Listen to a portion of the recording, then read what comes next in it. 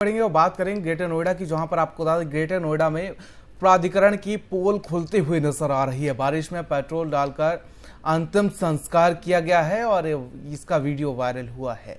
तस्वीरें आपको नहीं दिखा सकते क्योंकि ग्रेटर नोएडा प्रशासन की ये पोल खुलने का मामला सामने आया है। ग्रेटर नोएडा प्राधिकरण की पोल खुल गई है। बता दें कि तेज बरसात के बीच शमशान घाट पर अंतिम संस्कार करना बसंतपुर नए गांव के ग्रामीणों के लिए परेशानी का सबब बना हुआ है। यहां किसी भी प्रकार की कोई व्यवस्था नहीं है। साथ ही आपको बता दें कस्टम विभाग में तैनात कर्मचारी की कैंसर से मौत हो गई थी, जिसके बाद उसका अंतिम संस्कार किया जाना था, लेकिन शमशान घाट जर्जर होने की वजह से ग्रामीणों को परेशानी का सामना करना पड़ा। ग्रामीणों को पॉलीथीन लगाकर पेट्रोल डालकर तेज बरसात में अंतिम संस्कार करना पड़ा। ग्रामीणों ने प्राधिकरण के खिलाफ भारी आक्रोश है। साथ ही आपको बता दें कि इस घटना का वीडियो तेजी से वायरल हो रहा है।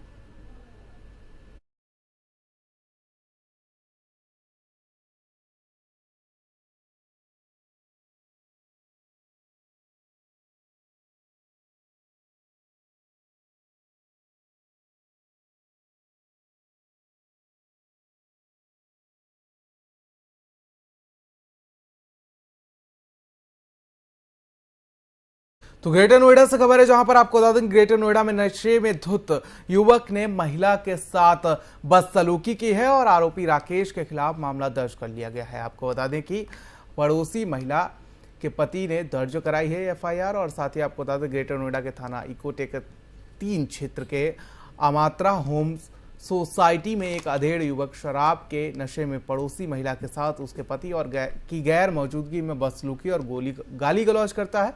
मामला सामने आया है और इतना ही नहीं, महिला के पति ने जब इसकी शिकायत राकेश से की तो मारपीट पर उतारू हो गया, जिसके बाद पीड़ित परिवार ने पुलिस को बुलाकर मामला दर्ज करवाया है।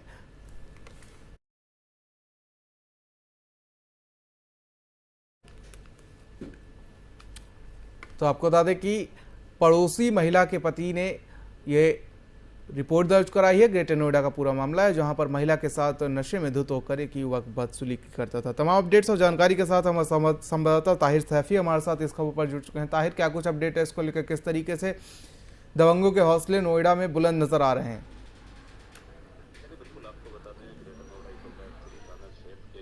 अमात्रा होम सोसाइटी का मामला है, जहां पर एक अधेड़ व्यक्ति के द्वारा शराब में इस कदर शुद्ध था कि उसने अपने ही पड़ोस में रहने वाली एक महिला के साथ जो है बदसलूकी की वारदात को अंजाम दिया। जब इसका पीड़ितों ने विरोध किया तो दबंगों के द्वारा जो है मारपीट की कोशिश की गई। महिला ने अपने पति के साथ मिलकर इसकी जो है शिकायत दर्ज कराई है, जिस पर पुलिस ने जो है मामला दर्ज करते हुए आरोपी के खिलाफ कार्रवाई शुरू कर दी है। यहाँ देखने वाली बात यह है कि अमात्रा होम सोसाइटी में लगे सीसीटीवी कैमरे में जो है पूरी वारदात जो है कैद हो गई थी। साथ ही वहां मौजूद जो लोग थे उन्होंने जो है अपने मोबाइल में पूरी वारदात को कैद कर लिया और सोशल मीडिया पर इसको वायरल कर दिया था। वीडियो वायरल होने के बाद पुलिस के आला अधिकारी भी हरकत में आए हैं और आरोपी के खिलाफ मुकदमा दर्ज कर आरोपी की तलाश की जा रही है। लेकिन देखने वाली बात यह है कि शराब के नशे में चूर जो है व्यक्ति के द्वारा अपनी ही पड़ोस में रहने वाली एक महिला के साथ जो है बदसलूकी की वारदात को अंजाम दिया जाता है और जब पीड़ित इसका विरोध करते हैं तो आरोपी के द्वारा मारपीट पर जो उतारू हो जाता है और वहां मौजूद जो लोग थे कमासीन बने जो है खड़े देखते रहे और वीडियो बनाते रहे, जिसके बाद सोशल मीडिया पर वीडियो को जो है वायरल कर दिया गया है। पुलिस के आला अधिकारियों से मेरी बात हुई है। पुलिस के आला अधिकारियों का कहना है कि आरोपी को जो है चिन्हित कर लिया गया है और उसके खिलाफ कानूनी कार्रवाई जो है की जा रही है और जल्द ही आरोपी को गिरफ्तार कर लिया जाएगा। जी चलिए, बहुत बहुत शुक्रिया तमाम जानकारी के साथ ही आपका हमारे साथ जुड़ने के लिए।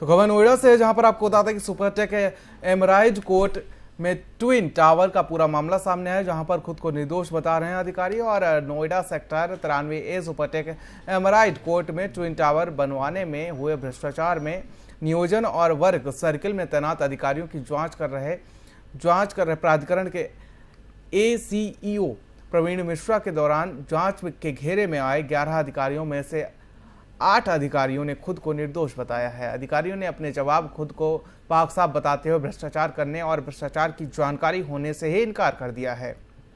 जबकि 3 अधिकारियों ने जवाब देने के लिए समय मांगा है। उच्चतम न्यायालय ने इस मामले में फैसला सुनाते हुए ट्विन टावर बनाने में भ्रष्टाचार होने का अंदेशा जताया था। तो इसके बाद यूपी सरकार ने इस मामले की जांच के लिए एसआईटी का गठन किया है। एसआईटी की रिपोर्ट में नोएडा प्राधिकरण में उस दौरान 2004 से 2012 तक कार्यरत रहे 24 अधिकारी, कर्मचारी और सुपरटेक प्रबंधन के पदाधिकारियों को आरोपी माना था। आधिकारिक सूत्रों के अनुसार इन आरोपी अधिकारियों ने जो अपने जवाब अथॉरिटी को दिया है उसमें ट्विन टावर बनवाने में हुई गड़बड़ियों से खुद को अनजान और निर्दोष बताया है। 10 से 20 पन्नों में अपने जवाब में अधिकारियों का कहना है कि सारी मंजूरी नियमों के तहत दी गई है।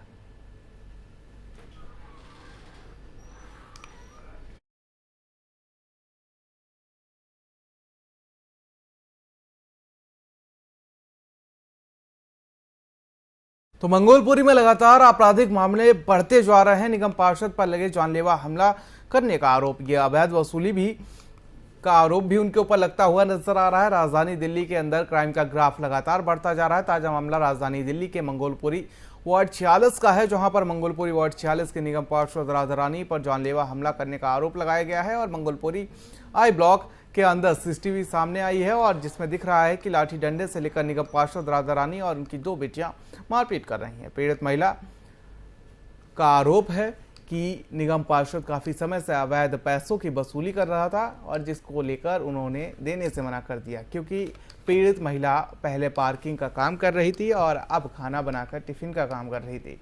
पीड़ित महिला के पति की मृत्यु हो गई थी और उसके बाद से वह ही घर का गुजारा कर रही है। पीड़ित महिला का आरोप है कि उसके बाद से निगम पार्षद राधा रानी कई दिनों से प्रताड़ित महिला जया पर दबाव बना रही थी और जब महिला ने पैसे देने से मना किया तो महिला पर निगम पार्षद द्वारा जानलेवा हमला किया गया।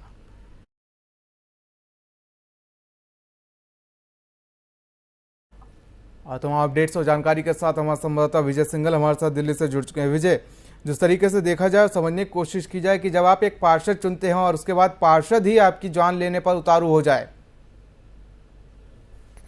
विजय, आवाज पहुंच रही है अब तक? बिल्कुल बिल्कुल सर, मैं आपको बता दूं, जिस तरह से दिल्ली में अपराध का ग्राफ बढ़ रहा है, लगातार जो मामले बढ़ते आ रहे हैं, तो कहीं ना कहीं पुलिस के ऊपर सवाल निशान पैदा हो रहे हैं। मामला जो है राजधानी दिल्ली के मंगोलपुर इलाके का है, वार्ड नंबर 46 का है, जहाँ पर जो पीड़िता पहले पार्किंग का काम करती थी और पार्किंग काम करने के बाद काम करते करते इसकी जो है राधा रानी जो है निगम पार्षद है, उसे पैसों के लिए कई बार इस पर दबाव बना चुकी है। जिसके बाद पैसे न देने के कारण इस महिला ने पार्किंग काम बंद कर दिया और टिफिन का काम कर रहा है। लेकिन दबाव के चलते वो महिला जो है दबाव में नहीं आई राधा रानी के, तो क्या किया जो राधा रानी है इसमें बेटियों के साथ मिलकर इस पर हमला कर दिया, जिससे इसके सर पर काफी गंभीर चोटें आई है और पुलिस पे लगातार चक्कर लगाने के बावजूद भी थाने के अभी तक पुलिस ने कोई कार्रवाई नहीं की है। देखिए, अगर बात की जाए तो जिस तरीके से एक पार्षद द्वारा इस तरीके से अपने ही नागरिकों को परेशान किया जाता है, सच में शर्मनाक है, क्योंकि हम पार्षद चुनते हैं और उसके बाद वही पार्षद हमारी जान लेने पर उतारू हो जाते हैं। जी बिल्कुल, मैं आपको कहूँ सर, जिस तरह से लोगों को अपना पार्षद चुनने का अधिकार है, लोग इनको चुनते हैं, अपनी समस्याओं के लिए चुना जाता है इनको, ताकि इनकी समस्याओं का ख्याल रखा जाए। लेकिन यहाँ पर विपरीत होता है कि जो निगम पार्षद है वही जो है आम नागरिकों को अपना शिकार बना रहे हैं, उन पर दबाव बना रहे हैं पैसों के लिए, और पैसे ना देने के बाद उन पर इस तरह से हमला करते हैं। आप देख सकते हैं सीसीटीवी में भी कि किस तरीके से जो पार्षद राधा रानी है वो कैमरे को तोड़ते हुए दिखाई दे रही है और साथ में इनकी बेटियां भी हैं जो लगातार उससे जवाब में नहीं आने के कारण पीड़िता पर हमला किया गया है और पीड़िता लगातार इंसाफ की गुहार लगा रही है। अच्छा, पुलिस पूरे मामले में क्या कुछ कार्रवाई करने की बात कर रही है? क्या कार्रवाई की बात कर रही है, मामले में हिला हवाली की जा रही है? विजय, अभी तक पुलिस जो है मामले को टाल मटोल का जो है रवैया अपना रही है। फिलहाल पुलिस ने अभी तक कोई कार्रवाई नहीं की है। हाँ, लेकिन काफी मिन्नतों के बावजूद जो है जो पीड़िता है उसकी शिकायत पुलिस ने ले ली है, लेकिन अभी तक कार्रवाई की बात की जाए तो भी वो कोसों दूर नजर आ रही है। फिलहाल पीड़िता अभी न्याय की गुहार लगा रही है। देखिए, अगर पार्षद की बात की जाए तो इनके बैकग्राउंड के बारे में मैं आपसे जानना चाहूंगा, क्या ये इसी किस्म के पार्षद हैं या इन्होंने जो कुर्सी हासिल की है पार्षद की वो अपने दबदबे के बल पर हासिल की है? क्या इनका पहले भी इस तरीके से क्या कोई मामला सामने आया है? मैं आपसे इनका पूरा इतिहास जानना चाहूंगा। क्योंकि ये जो पार्षद है इस इलाके की स्थानीय महिला है, और कहने वाली बात है कि ये जो पार्षद इसका दबदबा पहले भी रहा इलाके के अंदर, लेकिन पार्षद बनने के बाद जो है इन्होंने जो भी काम पार्किंग के जो काम लोग कर रहे हैं उन पे दबाव बनाना शुरू कर दिया, क्योंकि सीट इनके पास आगे जो पद इनको मिल गया उसके दबाव के चलते ही लोगों को दबाव बना रही थी, और दबाव के चलते ही इन्होंने इस महिला को भी इसका शिकार बनाया और उससे पैसों की मांग की। जब महिला पैसों की मांग को पूरा नहीं करती, महिला ने उस काम को छोड़ दिया और छोड़ने के बाद वो अपना टिफिन का काम करने लगी, लेकिन इस पर भी जो पार्षद है वो नहीं मानी और इस पर जाकर अचानक से इसके ऊपर हमला कर दिया। तो ये तो पार्षद है इसी इलाके की रहने वाली है सर। बिल्कुल विजय, अब देखने वाली बात होगी क्या पुलिस इस पूरे मामले में कार्रवाई करती है या फिर इसी तरीके से मामले को हिलावाई के चलते टाल दिया जाएगा। तमाम जानकारी के लिए साथी आपका हमारे साथ जुड़ने के लिए विजय बहुत बहुत शुक्रिया।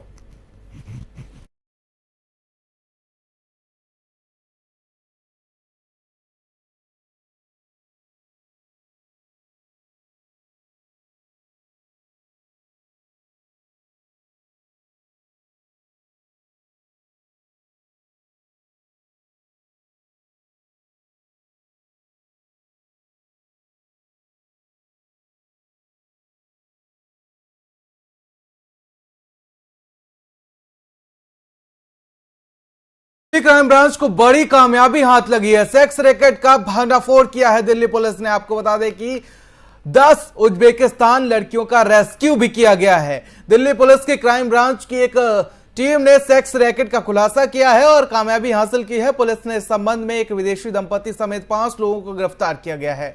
पकड़े गए आरोपी की पहचान मेरजोब अहमद, इसकी पत्नी जुमायबा अजीजा और अली शेर और मोहम्मद आरूफ और चंदे सहानी के रूप में हुई है।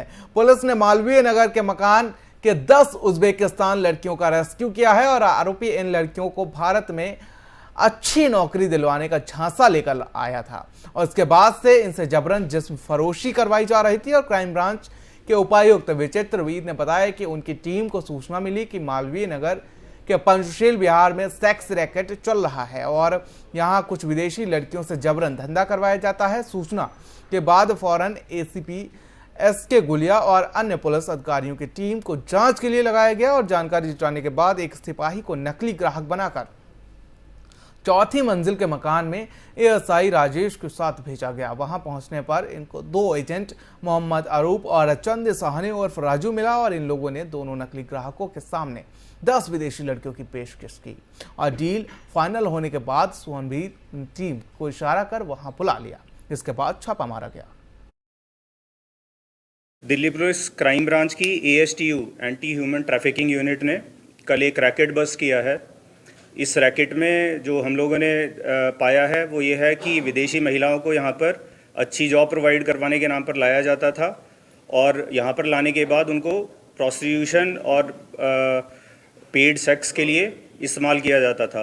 इस दौरान हमारे पास जो सूचना मिली थी वो करीब 1 महीने पहले हमें इसके बारे में जानकारी मिली थी, जिसको टीम ने बहुत डिटेल में जाके सूत्रों से और लोकेलिटी में इंक्वायरी के तहत उसको वेरीफाई किया और फिर एक डिकॉय कस्टमर के को इस्तेमाल करके वहाँ पर भेज करके और तब हम इस रैकेट को बस्ट करने में कामयाब हुए हैं। तो दिल्ली एनसीआर की तमाम बड़ी खबरों में फिलहाल मेरे साथ इतना ही। मुझे दीजिए इजाजत। देश और प्रदेश की तमाम बड़ी खबरों के लिए बने रहिए FM न्यूज़ के साथ। नमस्कार।